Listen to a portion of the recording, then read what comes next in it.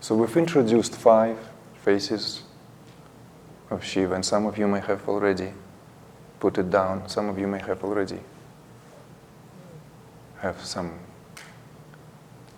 kind of maybe insights, or this premonition of the coming insights. It also happens.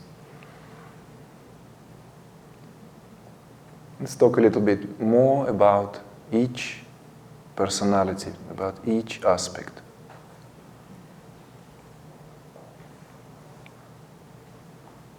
Just to introduce it greater.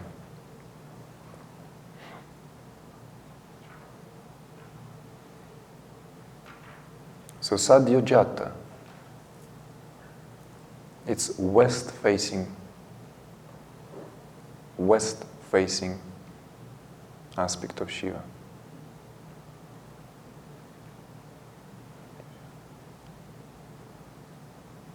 And its domain is earth element.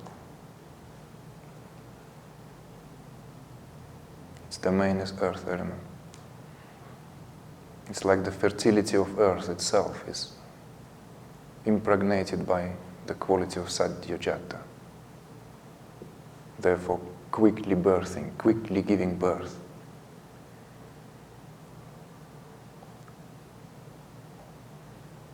And it corresponds or invoked by this syllable na. In the Om Namah Shivaya, it's the syllable na. N-A, na.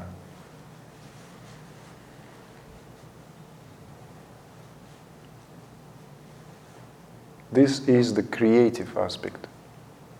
This is the creator. This is the aspect of your own awareness. This is an aspect of your self, which is literally responsible for all creation, for all creative processes, with no exception.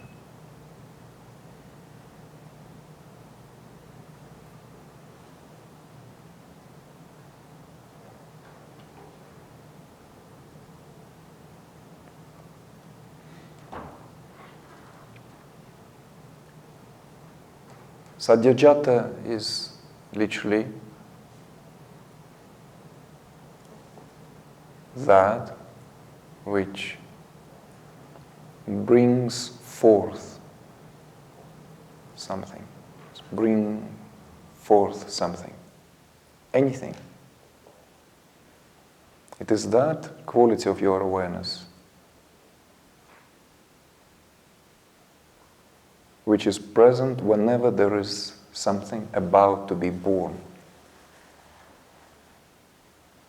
Therefore, you can see and stretch this concept beyond just the matter of birth itself, not just something born into this world. A child is born, or a new galaxy is born, a new understanding, a new idea, a creative impulse. It's all these properties, all these qualities. And it's very grounding, because, or maybe the other way around, its associative element is earth. Its associative element is earth, and as a seat is in Muladhara. As a seat, it's in the base of the spine, where consciousness itself, your own consciousness, is coiled within itself. We'll go into the connection deeper later on. Then comes the quality of Vamadeva.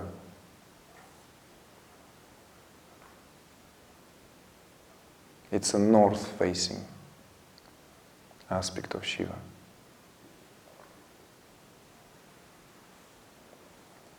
And there are reasons why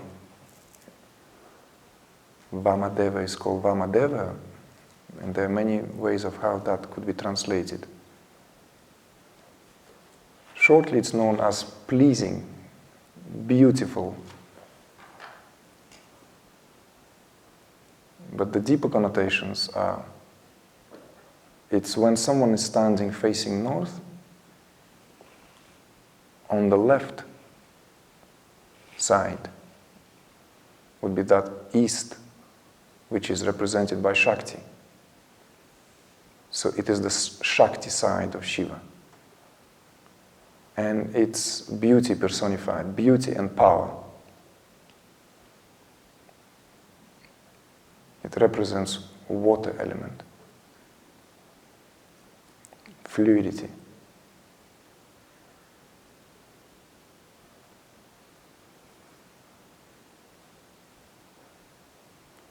It's the fluidity of creative process when one writes a symphony, and it's a fluidity when the sperm, as a salmon, flows up the river to unite with an ovum. So the quality of Vamadeva, and also Vamadeva is known as one whose god is beautiful.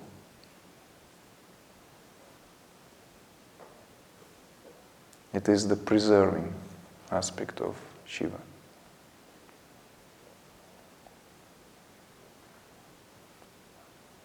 The quality of Vamadeva represents all healing powers. It's the healing itself. It's ultimately the healing of consciousness.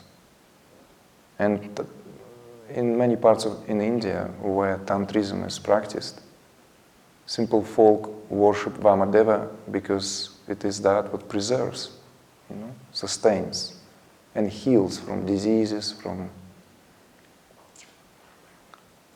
things that nobody wants in their life. So this is the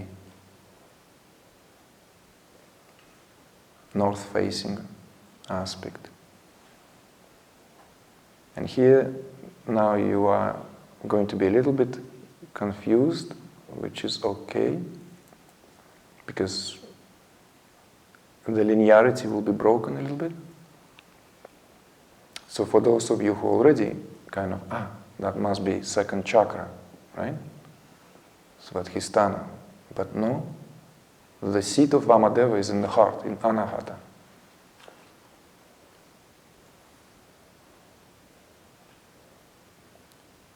And we will talk about why is it so. Although its element is water, the actual seat is in Anahata, in the heart center. Then comes the quality of A. And the sound syllable is Ma. Ma. Ma.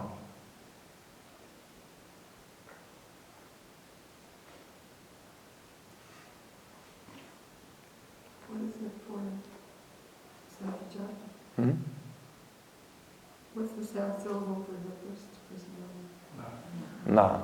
Na. Na. Yeah. Om Namah Shiva.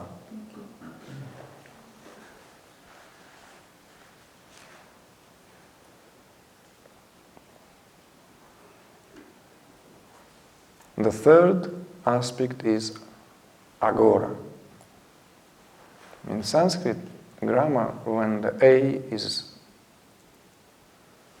put in front of the word, it simply negates, that's all. Like vidya, knowledge, avidya means, obviously it's opposite, right? So, Aghora here means non-terrifying. You know the English word gory? It comes from Sanskrit. Like all in the European languages, they all taking their origin in Sanskrit. Sanskrit gave birth to ancient Greek, then Latin, and then got diluted further into many other languages. So, Aghora means just that. Aghora is non-terrifying. non-terrifying,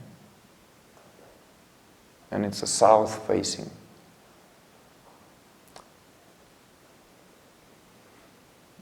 Its appearance is dreadful. Though it's non-terrifying, its appearance is like disheveled, dreadful. Matted locks, all this unshaven business. Doesn't really look that you can take a friend like this for a dinner to your new friends. But worshipped by yogis, because it's a fiery aspect of Shiva. Its element is fire.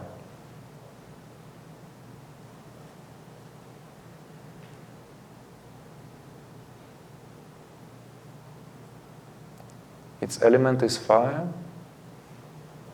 and literally it is that cooking, transforming aspect of Shiva.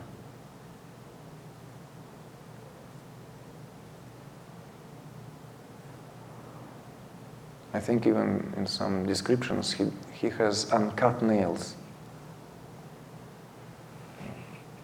That's why some sadhus don't cut their nails. They want to look like Aghora. They bend like this, like clothes.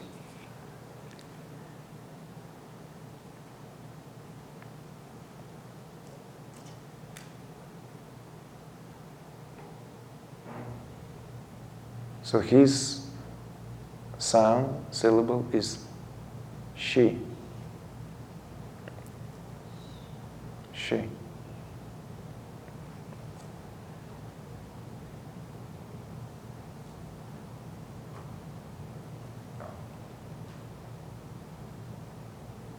By the way, when we spoke about the appearance, right? Remember?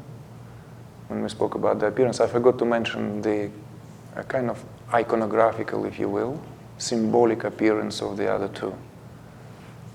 So Sadyojata has a very, very pleasing appearance.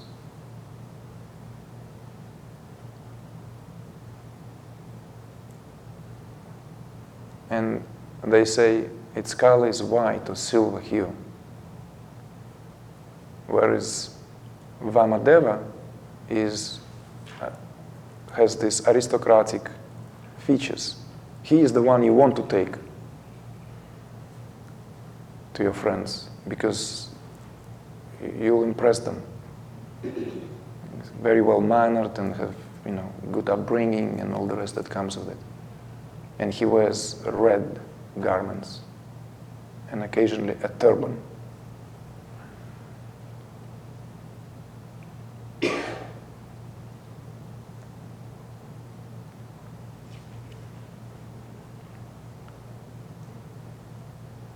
Then comes the Tatpurusha.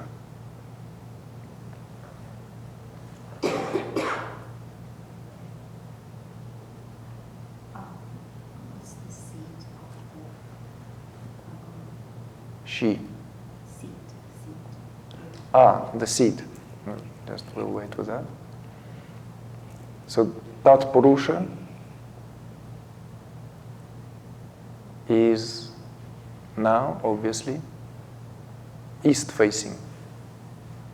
It's the east-facing aspect of Shiva. It is, as you remember, it is that person, Tatpurusha, that person, the person behind every person, that person behind every personality. It is that hidden, concealing aspect of your own self.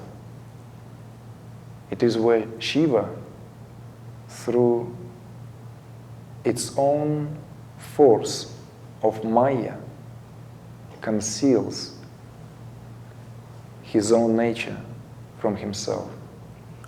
And don't be upset here, that genderized language, because obviously it's not the prejudice, it's simply the masculine aspect of our awareness exemplified by the term Shiva. And that concealing aspect Tatpurusha. We could say it's really the quality of Maya itself. It's the quality of appearance.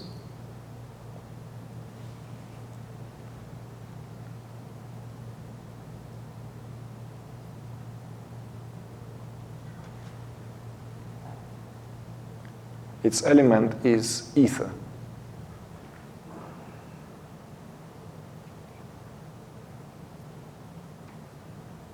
Everything comes from ether, as we know, right? Ether is that matrix of how everything, through frequency or vibration, comes into certain form, appears as something.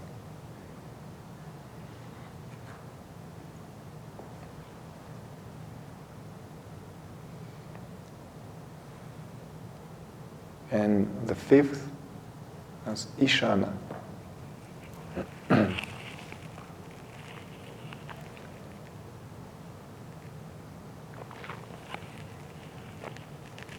It's the upward facing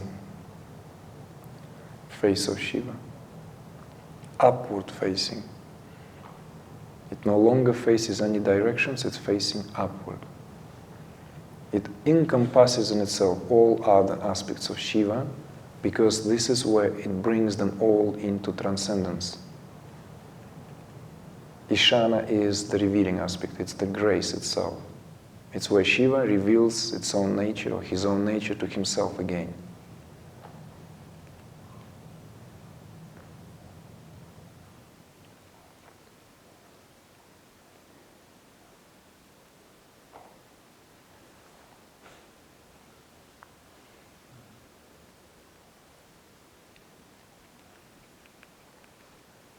Ishana is very significant, as the Shastras and the scriptures emphasize, because the dynamic really of the spiritual unfoldment is precisely between these two, between the concealing and the revealing faces of Shiva. In other words, maybe this is why I'm just hypothesizing, I'm not necessarily trying to push this argument. In Hinduism, they've settled for Hinduism is based in Vedic culture anyway. So it's wrong to say that it's a Veda comes from Hindu. It's a kind of like Western scholars, how they, Indologists. When they came to India, they had this great desire to classify everything, obviously, to make sense out of this very, very, very diverse culture. So if you speak to anyone who really, really knowledgeable, they will tell you the term Hindu doesn't even mean anything. It's simply a chosen way to have a relationship with one's own chosen Ishta Devata. So every one of you is Hindu, one way or the other. But what I was trying to say, rather, is that in Hinduism there are only three, a trinity, right? The creator, the preserver, and the one that dissolves it all. And everything is kind of in that. And iconographically and so it's taken care of. But here, from Tantric perspective, there are 5 faces of Shiva. And it is that concealing and revealing aspect that is of special significance to every seeker of truth. Because this is where it takes you out of the picture. What takes out of the picture? It takes out of the picture the egoic structure.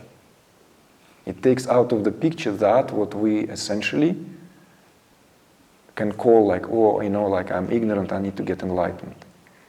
Here is the perspective simply, there's no one is ignorant, it's Shiva simply conceals its own nature from himself. There's no you to complain. That is the understanding. It's like literally, if you truly understand that, it's not a comforting understanding at all. Those who tell me that this is very comforting to know, I say you haven't understood a thing. It's carpet being pulled beneath your feet. It's like, fuck, I have never existed. That's the understanding. There's like, I thought someone is at home all this time, and I was trying to make a lot of sense out of it. This is the meaning of Tatpurusha. The meaning of that person behind. All these personalities that essentially we could, infinite number of personalities, infinite ways how it can be expressed. It's nothing but Tatpurusha aspect of Shiva. Shiva conceals its own nature and enjoys that greatly. This is when it allows its own Shakti to play freely as Maya. This is the theater of life. This is the play of consciousness.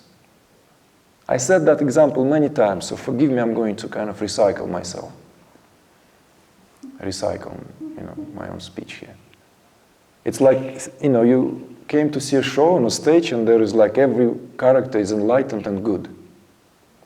You'll walk out and demand the refund. I would, personally, I'm sorry, there's no drama there. There's no drama, there's nothing happening there, I'm sorry. Like everyone is goody-goody dum, drop, maybe it's amusing for a minute or two, but then it's like you start to move in your seat. I want a bit of, some zest, I want something happening here, I want someone to chop someone's head and then look for it.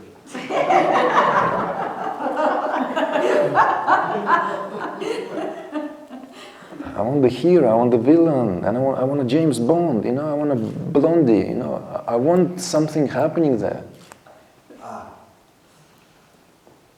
So this is the power of Maya, that Shiva enjoys his own spectacle, full stop. It's your own awareness, doesn't want to spend a boring infinity doing nothing.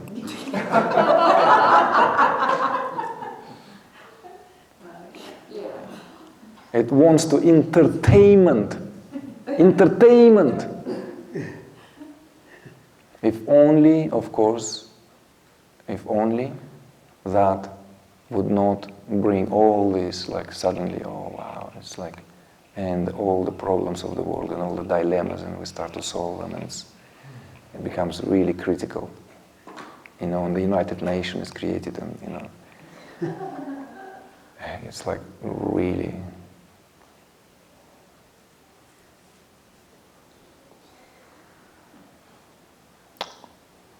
So then it is accompanied, thankfully, by the revealing aspect of the self, where Shiva is taken out of its own predicament. Ooh, that was a good show, man. It's like, that was so real. So real. It's like, actors are excellent. What a crew, what a cast. And then, the realization, of course, further is like, it was one-man show. I did it all myself. Like coming into this door, coming out another character. Quickly change, come out. This is when Maya becomes Lila. Maya is gripping and unpleasant, could be even. Lila can never be. And it's the same, but just different understanding, different perception. Nothing has changed. Maya didn't cease to exist. But it just transformed into Lila. Play of consciousness. Chitta vilas. It's simple as that. It's that play of consciousness. It will also be a mistake to imagine that self-realization or enlightenment will bring the end of this.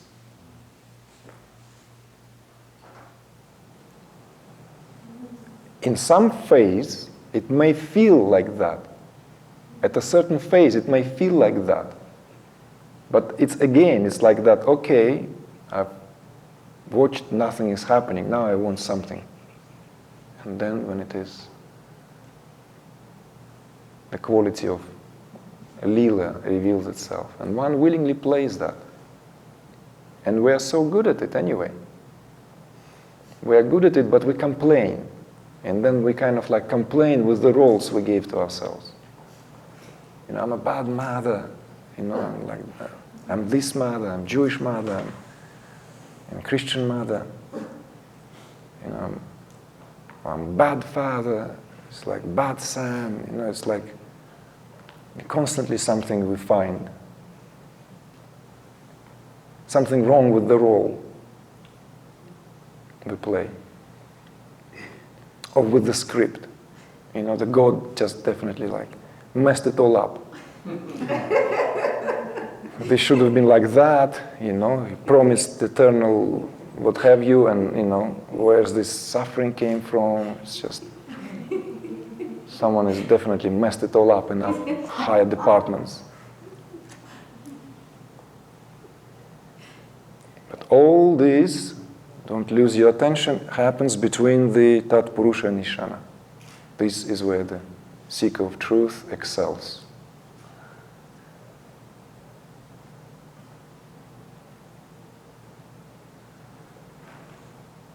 Is to understand, first of all, that all this self-imposed personality is an aspect of Shiva. It's my Shiva-hood. Is there a hood? I've been told there was a hood. It's like, I'm in the hood. It's like, yo man. Sort of like, come out of your hood. So, that's why the wise also understood and worshipped even that what is considered to be or in need to be discarded. This is where you enter Tantra. This is where you truly enter the subtlety of Tantric knowledge, of Tantric path. Whether you are Christian, Buddhist, Gnostic, atheist, doesn't matter. If you're atheist, it may be a bit hard for you but atheism is also, I consider atheism the most extreme relationship with God. Denial. What could be more intimate, isn't it? It's the most intimate relationship. Every atheist confesses, sooner or later, that it's the most important relationship that they have with the self, to a degree when they deny their self. But it's another story. So this degree of forgetfulness and the creation of these hellish realms, is there a potency to this forgetfulness that creates the complete relation, the complete, The potency, did you say? potency, yeah. Potency? Potency, the strength of forgetfulness. Potency, yeah. I just want to make sure I hear it right.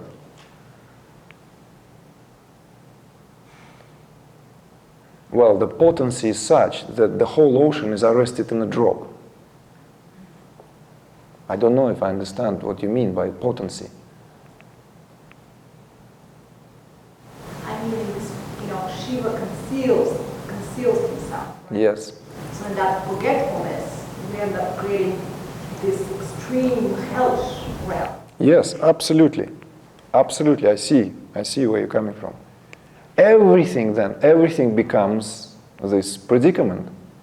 Everything is a result of that concealment. That is where the drama comes in. I mean, fancy going to a thriller where you fully being explained what is going to happen. Half the thrill is gone. I don't know, I love movie examples because I think movies, it's our time. It's like literally, it's this visceral visual representation in a way of a lot of things can be explained through the example of the movie. This is why it's a favorite entertainment. Because it has these aspects. You see, it has these aspects of temporarily losing who we are in the characters of the story, visual, pictorial, moving story, in moving pictures. So of course, everything is created in that concealed nature of Shiva. Everything, everything. All the realms and all the predicaments and all the suffering comes with that, because the identification itself is that result. But we don't want to confuse here. The identification, as we speak of, with the body, with the story. You see? Here is like you have to see the underlying force, then you will understand it. The underlying force is that concealment, the power of concealment. That's exemplified in ocean being arrested in a drop. How can that be possible? This is how the drama of separation is lived. The drama of separation is very real, not because we somehow missed something and misunderstood something, but because there is a force of Shiva, force of my own awareness, empowers it. Does that make sense to you?